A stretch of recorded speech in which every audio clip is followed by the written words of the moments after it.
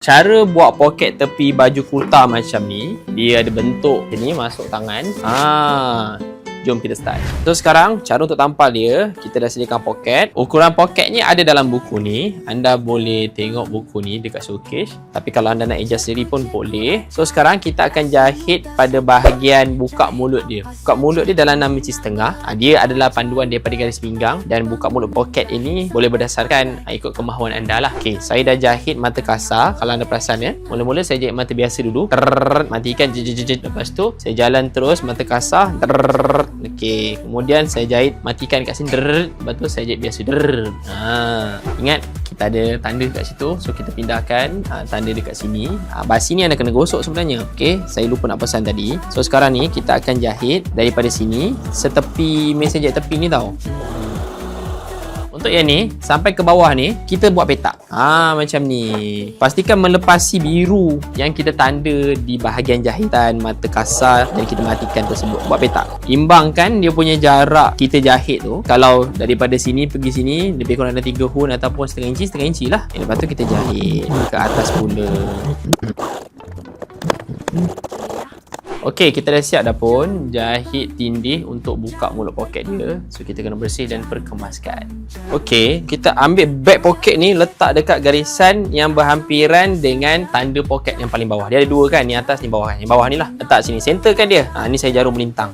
Bila kita dah jahit, dia jadi macam ni lah. Okay, so sekarang apa yang anda kena buat, halakan bahagian atas ini di sini. Kemudian kita letak gini dan kita jarumkan seperti tadi.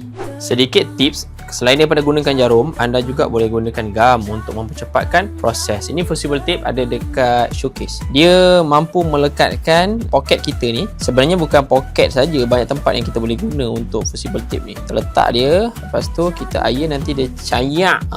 Tak payahlah pakai jarum. Macam tu lah dia. So itu saya tunjuk teknik jarum. Bukan semua orang ada benda ni kan. Nak cari kat mana? Cari kat showcase. Tak payah beli kat kedai orang lain. Jawang terbang kan ada kedai sendiri. Dah tengok jawang terbang punya konten tu, support saya. Nampak? Ada melokek. Saya tak lekatkan semualah. Sebab kita just nak tetapkan kedudukan. Lepas tu kita jahit macam mana? Jahit daripada sini.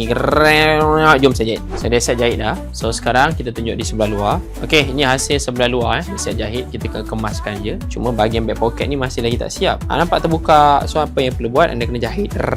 Nampak ni saya dah siap jahit dah ni. Tutup dia punya bag. Okey, poket kita dah siap. So nampak ni dia punya kantung dia. Kat bawah dia kantung.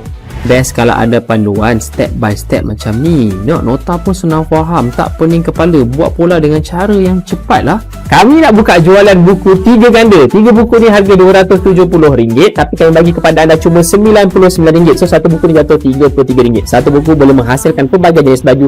RM33 dapat banyak baju, untung banyak kak. Paling best, anda boleh dapat video tutorial menjahit pada bahagian-bahagian tertentu bernilai RM299. Tapi kami bagi percuma jika anda beli buku ni. Buku ni sebenarnya dah terjual lebih daripada 20,000 naskah seluruh Malaysia. Sampai bila nak buat pola dengan cara yang susah dan ambil masa yang lama? So sebelum dia melarat, baik klik link di bawah dan dapatkan buku ni sekarang.